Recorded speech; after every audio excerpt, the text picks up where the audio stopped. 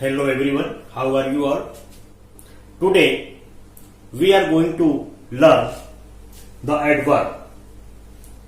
तो आज हम लोग एडवर्ब के बारे में जानेंगे कि एडवर्ब क्या होता है, इसके काइंड्स कितने होते हैं और पार्ट्स ऑफ स्पीच में इसका क्या इंपॉर्टेंस है। तो एडवर्ब उसे कहते हैं जो नाउन या प्रोनाउन को छोड़ के बाकी जितने पार्ट्स ऑफ स्पीच हैं, जैसे वर्ब की, एडजेक्टिव की, प्रीपोजिशन की विशेषता बताते हैं, उसी को एडवर्ब कहते हैं।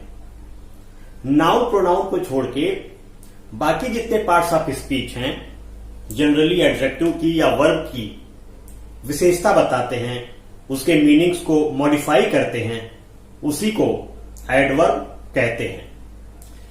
एडवर्ब का पहला काइंड है simple adverb.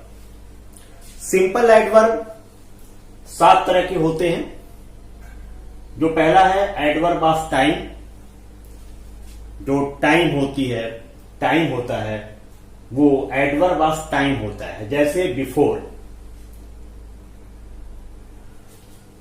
You came here before, तो तुम यहां पहले आए, तो बिफोर आए।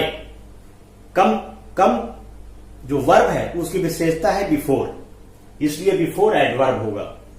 इसी तरह नाउ, सून, टुडे, देन, ये जहां पर भी आए, जिस सेंटेंस में आए, तो आप समझ जाइए ये एडवर्ब ऑफ टाइम है। सेकेंड है एडवर्ब ऑफ प्लेस। जो स्थान होते हैं वे जब विशेषता बताने लगते हैं वर्ब की, एडजेक्टिव की या अन्य किसी पार्ट्स ऑफ स्पीच की, तो उसे एडवर्ब ऑफ प्लेस कहते हैं। जैसे here, there, in, out. Come here, come की विशेषता हेयर, तो हेयर यहां पे एडवर्ब ऑफ प्लेस हो जाएगा। इसी तरह देयर है, इन है और आउट है, और भी बहुत सारे हैं। ये एडवर्ब ऑफ प्लेस है। थर्ड काइंड है एडवर्ब ऑफ मैनर। मैनर यानी तरीका, कोई चीज कैसे की जा रही है, उसको एडवर्ब ऑफ मैनर कहते हैं। जैसे क्लियरली, साउंडली, हार्ड, ब्रेवली, इसको हम एडवर्ब ऑफ मैनर कहते हैं। You do this work clearly, तो यहां पे क्लियरली एडवर्ब होगा। इसी तरह साउंडली, हार्ड और ब्रेवली इत्यादि शब्द भी एडवर्ब ऑफ मैनर होंगे। चौथा है एडवर्ब ऑफ डिग्री। जैसे वेरी, सो, ऑलमोस्ट, क्वाइट, ये सब शब्द एडवर्ब ऑफ डिग्री कहे जाते हैं। It is very hot today, it is very hot today, तो यहां पे वेरी एडवर्ब ऑफ डिग्री होगा। पांचवा है एडवर्ब ऑफ नंबर। जैसे ऑलवेज, नेवर, ट्वाइस, वंस, ये शब्द यदि सेंटेंस में आते हैं तो इन्हें एडवर्ब ऑफ नंबर कहते हैं। 6 है एडवर्ब ऑफ अफर्मेशन और निगेशन। स्वीकार करने के या नकारने के जो शब्द होते हैं, जैसे नॉट या सर्टेनली, ये यदि किसी स्पीच में आते हैं, किसी सेंटेंस में आते हैं, तो ये एडवर्ब ऑफ अफर्मेशन या निगेशन एडवर्ब होंगे। लास्ट है एडवर्ब ऑफ रीजन। जैसे सो, देयरफॉर, इन ऑर्डर टू, ये सब शब्द आते हैं तो ये एडवर्ब ऑफ रीजन कहे जाते हैं। तो आपने देखा एडवर्ब का जो पहला प्रकार है सिंपल एडवर्ब, और सिंपल एडवर्ब के 7 काइंड। इन 7 काइंड को आप कॉपी में लिखेंगे और इस एग्जाम्पल्स को भी कॉपी में लिख लेंगे, ताकि आपको इसको सीखने में बहुत ही आसानी हो जाए। सेकेंड एडवर्ब है इंट्रोगेटिव एडवर्ब। इंट्रोगेटिव एडवर्ब जैसे हाउ है, व्हेन है, वेयर है, ये जब किसी सेंटेंस में आते हैं तो ये बोध कराते हैं स्टेट का। जैसे वेयर डज ही लिव, वह कहां रहता है, तो रहने की विशेषता वेयर। रहना यहां पे वर्ब है, तो वर्ब के मीनिंग को मॉडिफाई कर रहा है वेयर, तो वेयर यहां पे इंट्रोगेटिव एडवर्ब होगा।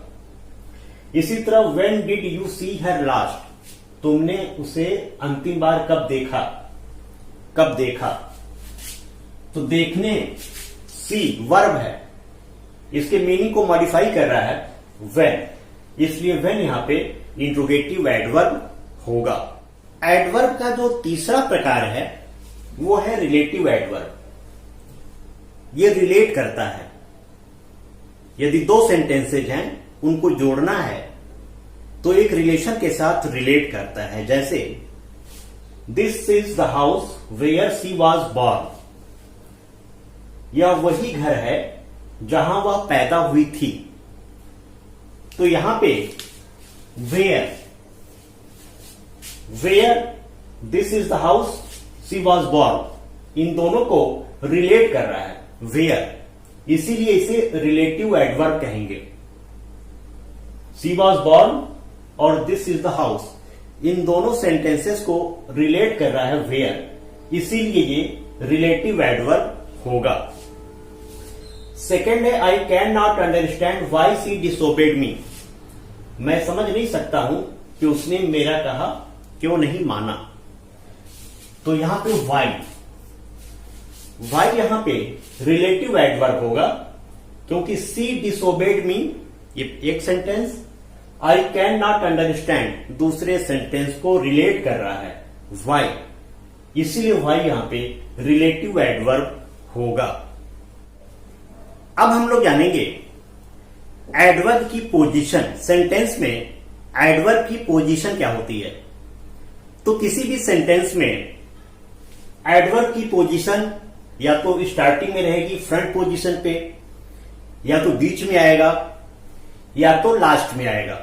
तीन पोजीशन होती है एडवर्ब की किसी सेंटेंस में। तो पहले हम देखते हैं front position. Perhaps you are right, तो यहां पे जो परहैप्स है ये एडवर्ब है, तो सेंटेंस के सबसे स्टार्टिंग में ही एडवर्ब लग गया। व्हेन विल ही कम, यहां पे व्हेन भी एडवर्ब है और सेंटेंस के सबसे पहले आ गया, यानी फ्रंट पोजीशन पे एडवर्ब आ गया। अब हम जानते हैं मिड पोजीशन पे, ही इज वेरी क्लेवर, यहां पे वेरी क्लेवर की विशेषता बता रहा है, तो वेरी यहां पे एडवर्ब है और सेंटेंस के बीच में है। तो आपने देखा यहां पे एडवर्ब सेंटेंस के फ्रंट पे है, पहले है, और यहां पे एडवर्ब सेंटेंस के बीच में है। इसी तरह आई नेवर स्मोक, नेवर ये भी एडवर्ब है और सेंटेंस के बीच में है। कुछ एडवर्ब सेंटेंस के लास्ट में आते हैं, जैसे please wait for me there, यहां पे देयर एडवर्ब है और सेंटेंस के सबसे लास्ट में आया है।